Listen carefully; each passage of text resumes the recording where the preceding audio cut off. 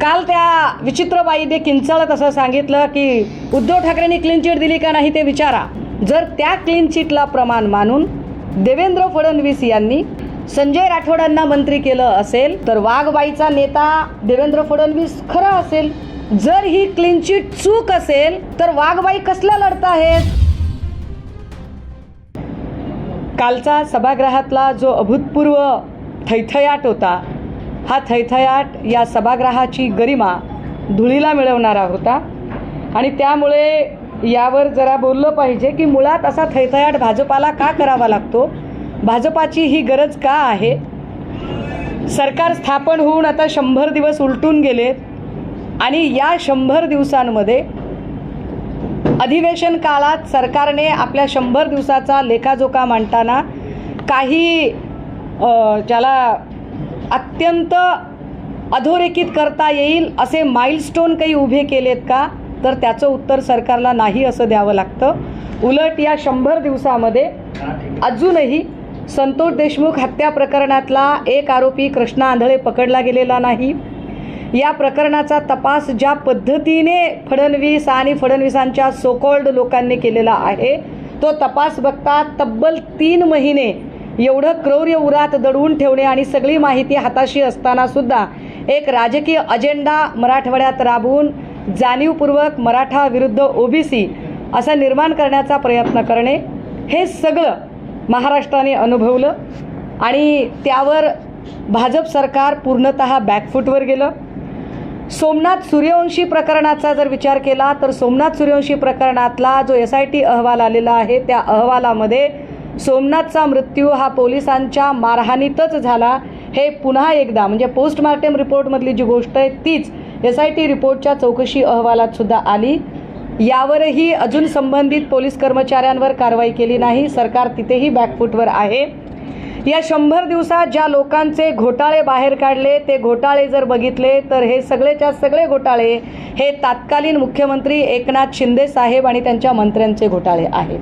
म्हणजे सत्ताधाऱ्यांच्याच काय काय गोष्टी आहेत त्या बाहेर येत आहेत। या सगळ्या लोकांवरून सरकार बॅकफूटवर जात असतानाच धनंजय मुंडेंचा राजीनामा, जयकुमार गोरेंचे एका महिलेला स्वतःचे नग्न व्हिडिओ पाठवणं असेल किंवा माणिकराव कोकाटेंची वादग्रस्त सदस्यता, ह्या सगळ्या मुद्द्यांवर जे सरकार कम्प्लिटली बॅकफूटवर गेले त्या सरकारला एक नवा मुद्दा पाहिजे होता म्हणून त्यांनी औरंगजेब कबरीचा मुद्दा काढला।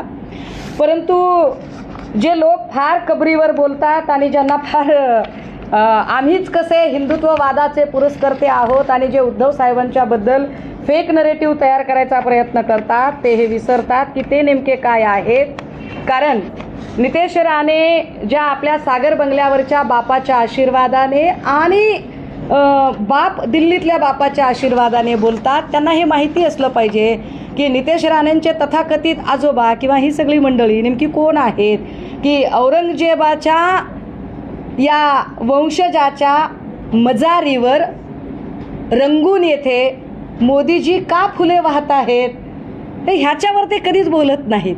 बरं, ही मजार जी आहे ही मजार औरंगजेबांचीच आहे, कारण याच्या मागे त्याच्या वंशजाची त्याच्या मागे एक फोटो आहे। हा फोटो नीट व्यवस्थित झूम करून घेतला की हा फोटो असा दिसायला लागतो। आता याच्यावर राणे बोलणार नाहीत, राणेंना जेवढा टास्क दिलाय तेवढा टास्क ते करतील। परंतु जे राणे फार काँग्रेस वगैरेवर थैथयाट करत होते त्यांना तो विसर पडलाय की 10 वर्ष काँग्रेसच्याच पायाशी लोळण घेत त्यांनी जी पदं मिळवली आणि आपला जुहूचा बंगला कमावला जो अनाधिकृत आहे, आणि जुहूच्या बंगल्याला वाचवण्यासाठी अविघ्न सोसायटीतली आपली पापं लपवण्यासाठी राणेंना भाजपचा आश्रय घ्यावा लागला। ते राणे आम्हाला शेंड्यावर शहाणे होऊन शहाणपण शिकवतात। या सगळ्यांमध्ये काल जो मुद्दा त्यांनी काढला होता त्यावर मी आता फार जाणार नाही, कारण मनीषा कायंदेंचं आधीचं म्हणणं काय होतं, मनीषा कायंदे त्यावर काय बोलत होत्या वगैरे हे सगळं आपण आधीही पाहिलेलं आहे। मात्र या संबंधाने याची गरज का पडते, हे प्रकरण काढायची गरज का पडते, कारण जेव्हा औरंगजेबचं प्रकरण काढलं जातं आणि औरंगजेबची मजार आम्ही उखडून काढणार आहोत असं ते सांगतात, त्यावेळेला त्यांना अपेक्षित असतं की आता विरोधक काहीतरी विरोध करतील, पण विरोधकांनी सांगितलं की अरे आमचं काय देणं घेणं आहे, वो थोडी हमारा चाचा भतीजा मामा काका कोई है, आपको करना है सो कर लो. आता विरोधकांनी मुद्द्यातली हवा काढली म्हटल्यावर काय करावं तर नागपूरची दंगल करावी. नागपूरच्या दंगलीमध्ये जो माणूस पुढे आणलेला होता तो माणूस मायनॉरिटी डेमोक्रेटिक पार्टीचा सदस्य, नितीन गडकरींच्या विरोधात निवडणूक लढवणारा, हा गृहस्थ आधी भाजपच्या आणि फडणवीसांच्या किती संपर्कात होता हे आता इंटेलिजन्सने शोधून काढायचं त्यांना चॅलेंज आहे. त्यांना शोधून नाही मिळालं तर 8 दिवसात मी सगळे त्याचे पुरावे अजून देईन की ज्या माणसाला पुढे केलं ही सगळी दंगल वाढवण्यासाठी तोही पुन्हा भाजपचाच होता. ज्या अटकेत लोक आहेत ती सगळीच्या सगळी विश्व हिंदू परिषदेची कशी काय निघाली, म्हणजे जाणीवपूर्वक तुम्हाला वातावरण बिघडवायचं होतं. परंतु हे सगळं चालू असताना, हे वातावरण बिघडवताना त्यांच्या असं लक्षात आलं की अरे नाही, विरोधकांनी तर आपली सगळी पोलखोल करून टाकलेली आहे आणि आता काय करायचं. नागपूरची दंगल आपल्या अंगाशी येते असं वाटल्यावर, आय रिपीट वन्स अगेन, नागपूरची दंगल भाजपा आणि सत्ताधाऱ्यांच्या अंगाशी येते असं वाटल्यावर यांना शिळ्याकडीला ऊत आणणं भाग होतं. आणि त्या शिळ्याकडीला ऊत आणण्यासाठी मग औरंगजेब प्रकरणावर तब्बल 1300 मतांनी आघाडी घेत त्यांनी जुनंच प्रकरण उकरून काढलं. मला वाईट वाटतं या गोष्टीचं की खरंच कुणाच्याही घरातलं लेकरू असं जाऊ नये, आणि तसं जात असेल तर हे दुःख आहे. या दुःखावर या लेकराच्या आईने स्पष्टपणे सांगितलं की आमचं काही म्हणणं नाही आहे, पण तरीसुद्धा या सगळ्यांच्या संबंधाने वडिलांनी काही तक्रार करायची ठरवली. ती खरं तर प्रेयर आहे, जुन्या एका याचिकेला आमची प्रेयर टॅग करा म्हणून, तर त्यांनी ती करावी, ती करण्याला पण हरकत नाही, त्यांनी ती केली पाहिजे, कारण त्यांना न्याय मागण्याचा अधिकार आहे. परंतु एखाद्याच्या दुःखाला आपलं राजकीय भांडवल म्हणून वापरणारी भाजपा किती नीच आणि कपटीपणाचं राजकारण करते हे फार स्पष्ट आहे. हे इतकं नीच आणि पाताळयंत्री राजकारण करणाऱ्या भाजपापासून या लेकराच्या आईवडिलांनी सावध राहिलो पाहिजे की तुमच्या लेकराला न्याय देण्यासाठी नाही तर तुमचा वापर करून स्वतःची राजकीय पोळी भाजून घेण्याचा वापर इथं गलिच्छ भाजपा करत आहे. आता याच्यावर फार घसेफोड करणाऱ्या एक बाई विचित्रपणे किंचाळत होत्या. बाईंचा तसा तो नाद आहे, बाई तशाच वागत राहतात, बाईंच्या स्वभावाला औषध नाही आहे. परंतु मी अत्यंत नम्रपणे आणि जबाबदारीने सांगितलं पाहिजे, काल सोशल मीडियावर खूप धुमाकूळ चालू असताना अनेक लोक म्हणत होते की झोपडपट्टीतली भाषा वापरली, झोपडपट्टीसारखं बोललं जातंय. परंतु अत्यंत विनम्रतेने सांगितलं पाहिजे की झोपडपट्टीला सुद्धा एक क्लास असतो. झोपडपट्टीतली लोक काबाड कष्ट करतात, पण ती प्रामाणिकपणे स्वतःची रोजीरोटी मिळवतात. झोपडपट्टीतली लोक भलेही गरीब असतील, परंतु ती लोक आपलं इमान विकणारी नसतात. त्यामुळे कृपया वाघबाईंबद्दल बोलताना झोपडपट्टीचे उदाहरणं कुणी देऊ नयेत.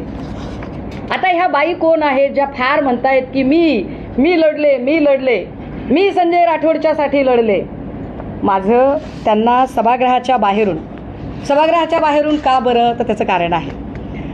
सभागृहामध्ये ज्यांना आम्ही सदस्यत्व दिलं त्या महिला आता बऱ्यापैकी जिकडे खवा तिकडे थवा असं म्हणत त्या उडून भूर झालेल्या आहेत. आणि प्रामाणिक पुरुष सदस्य ज्या वेळेला बोलतात त्यावेळेला भाजपा बायकांच्या आडून नथीतून तीर मारण्याचा प्रयत्न करतं, आणि मग भाजपा बायकांच्या आडून व्हिक्टीम कार्ड खेळायचा प्रयत्न करतं. त्यामुळे भाजपाला उत्तर देण्यासाठी मला इथे पत्रकार परिषद घ्यावी लागेल. काल त्या विचित्र बाईने किंचाळत असं सांगितलं की उद्धव ठाकरेंनी क्लीन चिट दिली का नाही ते विचारा, उद्धव ठाकरेंना विचारा तुम्ही. खरं तर या बाई कधी काळी उद्धव ठाकरेंकडेही पक्षप्रवेशासाठी अगदी गडबडा लोळत आल्या होत्या, तो संदर्भ आता मला काढायचा नाही आहे. परंतु ज्यांना वाटतंय की उद्धव ठाकरेंनी क्लीन चिट दिली, जर तुम्ही त्या क्लीन चिटला प्रमाण मानून देवेंद्र फडणवीस यांनी संजय राठोडांना मंत्री केलं असेल तर वाघबाईचा नेता देवेंद्र फडणवीस खरा असेल. आणि जर देवेंद्र फडणवीस खरे असतील तर याचा अर्थ असा आहे की वाघबाई भटक्या विमुक्तातल्या एका नेत्याचं राजकीय आयुष्य उद्ध्वस्त करत होत्या. याचा अर्थ असा आहे की वाघबाई स्वतःच्या राजकीय करिअरसाठी पूजा चव्हाण नावाच्या भटक्या मुक्तातल्या एका पोरीच्या अब्रूचं मातेरं राजकारण्यांच्या समोर उधळत होत्या. आणि समजा जर ही क्लीन चिट चूक असेल तर वाघबाई कसला लढत आहेत? लढण्यासाठी लगेचच भाजपच्या सदस्यत्व पदाचा सुद्धा राजीनामा देऊन आमदारकी तर तोंडावर फेकून मारली पाहिजे आणि भाजपने संजय राठोडची केस पुन्हा एकदा रिओपन केली पाहिजे. का मंत्री म्हणून घेतलं? ज्या अर्थी मंत्री म्हणून घेतलं त्या अर्थी तुम्हाला तो योग्य वाटत असेल आणि योग्य वाटत असेल तर तुमचं नक्कीच तुम्ही भटक्या विमुक्तातल्या एका नेत्याचं राजकीय आयुष्य उद्ध्वस्त करण्याचा प्रयत्न करत होतात. आता हे बोलायला का जागा आहे की त्या कशा उद्ध्वस्त करतात आयुष्य? तर मी काही आपल्याला गोष्टी दाखवल्या पाहिजेत. पुण्यामध्ये आमचे उपनेते रघुनाथ कुचिक जे आहेत, रघुनाथ कुचिक यांच्या संदर्भाने वाघबाई फार अक्राळ विक्राळपणे ओरडायला लागल्या, बोंबलायला लागल्या. आणि त्यानंतर या संदर्भात जी पीडित तरुणी आहे असं दाखवलं गेलं, त्या तरुणीने स्वतः माध्यमांच्या समोर येऊन, पोलीस स्टेशन समोर येऊन हे स्पष्ट केलं की मोहम्मद अहमद अंकल उर्फ चाचा आणि चित्रा वाघ यांनी हे प्रकरण घडवून आणलं. तसंच चित्रा वाघ यांनी सादर केलेले मेसेजचे पुरावे खोटे असून विशिष्ट यंत्रणा वापरून माझ्या मोबाईलवरून कुचिक आणि कुचिक यांच्या मोबाईलवरून मेसेज येत असल्याचं दाखवलं. या सगळ्या आपल्याच माध्यमांनी केलेल्या त्या पीडितेच्या बातम्या आहेत. आपल्याला गोव्यात आणि मुंबईत चित्रा वाघ यांच्या मदतीने डांबून ठेवल्याचा आरोप पीडितेने केला. पोलिसांना विशिष्ट जबाब द्यायला चित्रा वाघने आपल्याला भाग पाडलं असं या जबाबामध्ये ही मुलगी सांगते. ही जी पीडित तरुणी आहे, ही पीडित तरुणी पुन्हा असंही सांगते की न केलेल्या गुन्ह्यांची शिक्षा कुचिक यांना नको, मला वाघबाईंनी शिवसेनेला डॅमेज करण्यासाठी हे करायला सांगितलं. पुढे जाब द्यायला मला चित्रा वाघने भाग पाडलं, हा धक्कादायक खुलासा याच्यामध्ये देत आहे. हे झालं कुचिकचं प्रकरण. बाई एवढ्यावर थांबतील तर बाई कशा? कारण भाजपला या सगळ्या फौजची गरज आहे. भाजपला हे सगळे सदा, गुना, रूपा, चित्रा हे सगळे लोक भाजपला लागतात. कारण भाजपची अडचण काय आहे? भाजपचे जे हार्डकोर RSS आहेत ते इतक्या गलिच्छ पातळीवर उतरत नाहीत. मग त्याच्यासाठी त्यांना बाटगा अधिक कडवा असतो असं म्हणत बाहेरून इम्पोर्ट केलेली लोक लागतात. हे इम्पोर्ट केलेल्या लोकांमध्ये मग त्यांनी अजून एक नाव पुढे आणलं, ते होतं महबूब शेख. आणि महबूब शेखला मग त्यांनी फार बेजार करायचं सुचलं. महबूब शेखच्या संदर्भाने अनेक म्हणजे महबूबने अत्याचार केला नाही ह्या माध्यमातल्या बातम्या तर सोडा, या सगळ्या माध्यमांमधल्या बातम्या तर सोडा, परंतु माझ्याकडे काही FIR कॉपीज आहेत आणि या FIR कॉपीजमधली मी एक माहिती वाचूनच दाखवली पाहिजे की महबूब शेख याच्यावर जे आरोप झाले होते त्याच्यामधली जी पीडित आहे, मी नाव आणि तपशील वगळते जाणीवपूर्वक, मला त्या महिलेच्या सुरक्षेची काळजी आहे म्हणून, आणि फक्त त्यातला काही मजकूर वाचते की त्यानंतर घाबरलेल्या अवस्थेत मी हॉटेलात जाऊन झोपी गेले व माझ्या रूमचे दार नदीमने बाहेरून लावून घेतले. औरंगाबादला रात्रीच्या वेळी आम्ही पोहोचलो. 23/12/2020 रोजी लकी ज्यूस सेंटर चिश्तिया चौक येथे नदीमने मला बळजबरी बोलावून घेतले आणि जर तू हे केलं नाहीस तर तुला आणि तुझ्या परिवाराला कायमचं संपवून टाकेल असं म्हटलं. त्यानंतर दिनांक 25/12/2020 रोजी दुपारी 1:30 वाजता नदीमने फोन करून हिमायतबाग इथल्या डिलाईट ज्यूस सेंटरमध्ये भेटायला बोलून महबूब शेख विरोधात तक्रार दाखल करायला मला सांगितली. मी महबूबला ओळखत नव्हते तेव्हा नदीमने मला मोबाईलमधला महबूब शेखचा फोटो काढून दाखवला. मी खूपच घाबरलेली होते. माझी आणि महबूबची ओळख नव्हती. मला तो फोटो खूप वेळा दाखवण्यात आला. पुढे काय केले त्यांनी? 31/12/2020 रोजी 7:30 वाजता तू ज्याच्यावर तक्रार केली तो राष्ट्रवादीचा आकार नाहीस, त्यामुळे तू तात्काळ हाजी अली फंक्शन हॉल समोर ये. तेथे मी पांढऱ्या रंगाची गाडी घेऊन तुला जाण्यासाठी थांबवली आहे. मी दौलताबादला थांबलो आहे, तू गाडीत बसून तिथं ये. मी त्याप्रमाणे आहे त्या कपड्यावर गाडीत बसून दौलताबादला गेले. तिथे दुसऱ्या गाडीत नदीम शेख, रियाज शेख, विशाल ड्रायव्हर हे होते. ते मला गाडीत बसून अहमदनगरच्या संकेत हॉटेलला घेऊन गेले. तिथे रूममध्ये मला सोडून माझा मोबाईल त्याच्या ताब्यात घेऊन मी 1-1.5 तासात येतो म्हणून नदीम गेला. त्यानंतर 1.5 तासांनी नदीमने येऊन मला ज्यांनी काम दिले आहे ती व्यक्ती आष्टी. कृपया हे माध्यमांनी ऑन एअर करावी काय सांगितलेलं आहे. त्यानंतर 1.5 तासांनी नदीम येऊन मला ज्यांनी काम दिलेले आहे ती व्यक्ती आष्टी जिल्हा बीड येथील असून आपल्याला आष्टी येथे जायचे आहे म्हणून एका नवीन पांढऱ्या कारमध्ये बसून घेऊन गेला. आम्ही 5:30 वाजता आष्टी येथे कृष्णा हॉटेल येथे थांबलो. त्यानंतर दिनांक 1 जानेवारी 2021 सकाळी 10 ते 10:30 वाजता नदीमने तेथे आलेल्या लोकांची ओळख करून देऊन त्यापैकी एक सुरेश धस साहेब यांची ओळख सांगून पुन्हा एकदा वाचू. त्यानंतर दिनांक 1 जानेवारी 2021 सकाळी 10 ते 10:30 वाजता नदीमने तेथे आलेल्या लोकांची ओळख करून देऊन त्यापैकी एक सुरेश धस साहेब यांची ओळख सांगून हे येथील आमदार आहेत तसेच हे मंत्री सुद्धा राहिलेले आहेत व ही हॉटेलं सुद्धा यांचीच आहेत अशी ओळख करून दिली आणि त्यांच्यासोबत असलेल्या दुसऱ्या व्यक्तीचे नाव जिया बेग असे सांगितले. त्यावेळी सुरेश धस ते आणि आम्ही दुसऱ्या गाडीत असे त्यांच्या पाठीमागे आष्टी येथील एका पहिल्या मजल्यावर असलेल्या एका पत्रकाराच्या फ्लॅटवर गेलो. तिथे एका महिलेची ओळख करून देऊन ह्या फार मोठ्या समाजसेविका आहेत व त्यांची खूप मोठी पोच आहे.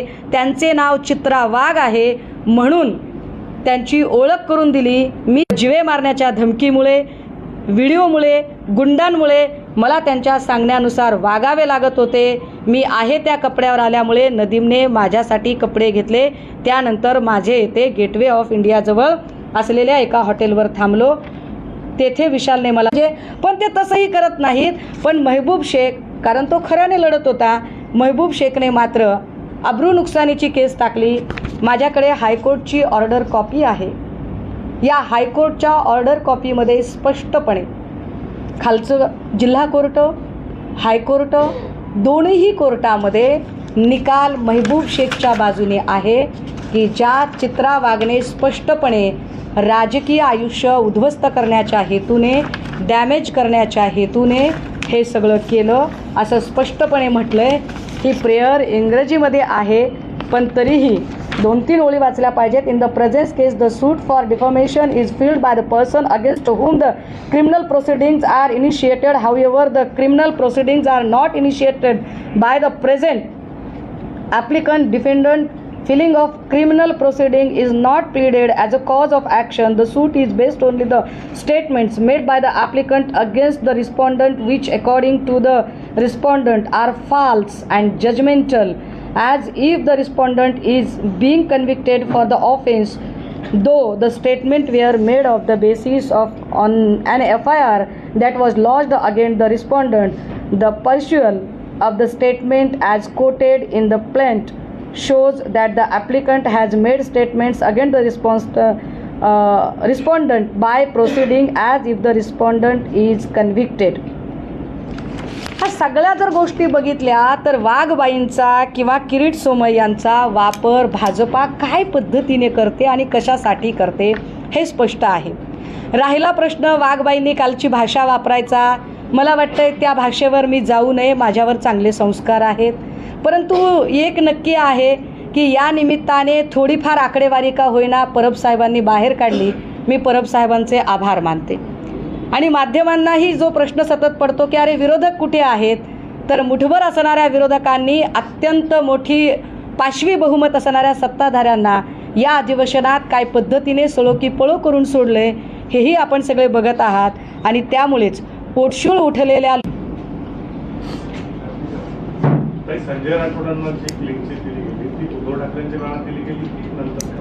मी हे पुन्हा एकदा स्पष्ट केलं पाहिजे. निवृत्त न्यायाधीशांची जी कमिटी होती त्या कमिटीने जो रिपोर्ट दिला होता त्या रिपोर्टमध्ये निर्दोष आहेत असं सांगितलं होतं. ते निर्दोष आहेत असं निवृत्त न्यायाधीश कमिटीने सांगितल्यानंतर सुद्धा उद्धव साहेबांनी तो राजीनामा घेतला होता. आता जर उद्धव साहेबांनी तो राजीनामा घेतला तर भाजपने पुन्हा त्यांना सत्तेमध्ये का सामावून घेतलं? भाजपने कोणत्या आधारावर घेतलंय? त्या क्लीन चिटच्या आधारावर जी निवृत्त न्यायाधीशांच्या समितीने दिलेली आहे त्याच्यावर? तर याचा स्पष्ट अर्थ आहे की वाघबाईने एका माणसाचा राजकीय आयुष्य उद्ध्वस्त करण्याचा प्रयत्न केला. आणि जर वाघबाईचं म्हणणं खरं असेल तर भाजपा खोटारडी आहे. भाजपाने केस रिओपन करावी. भाजपा फार सत्याची वाली असेल तर भाजपामध्ये हिंमत असेल तर त्यांनी ती केस रिओपन केली पाहिजे.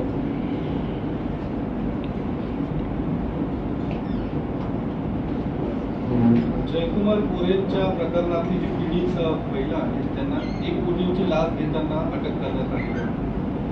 नाही, माझ्यापर्यंत ही माहिती आलेली नाही, कारण मी आत्ता आपल्यासमोर मघापर्यंत तरी माझ्याकडे ही कुठलीही माहिती नव्हती. मी माहिती घेऊन निश्चित त्याची उत्तरं देतो. ओके. असं बोललं होतं की चित्रा वाघ या शिवसेनेत प्रवेश करणार होत्या. कधी ते किस्सा आहे? हे बहुतेक त्यांना जेव्हा काहीतरी त्यांच्या नवऱ्याने काय ती 1 लाख रुपयाची लाच वगैरे घेतली तेव्हाचा आहे. आणि त्यांना संताप होतो. म्हणजे त्यांना असं वाटतं की त्यांच्या नवऱ्यावर जरी लाच खाण्याचे जरी आरोप झाले तरी किमान 1.5 कोटीचे तरी झाले पाहिजे ना. म्हणजे 1 लाख म्हणजे फारच चिंधीगिरी वाटते. ते 1 लाखाच्या आकड्यामुळे पण कदाचित त्या फार चिडलेल्या असतील, असू शकतं. मग 10-5 कोटीची लाच असेल तर माणसाला जरा सायझेबल अमाऊंट वाटते. 1 लाख म्हणजे मला वाटते वाघबाईंच्यासाठी एकदमच चिंधीगिरी वाटली असेल. Okay, thank you.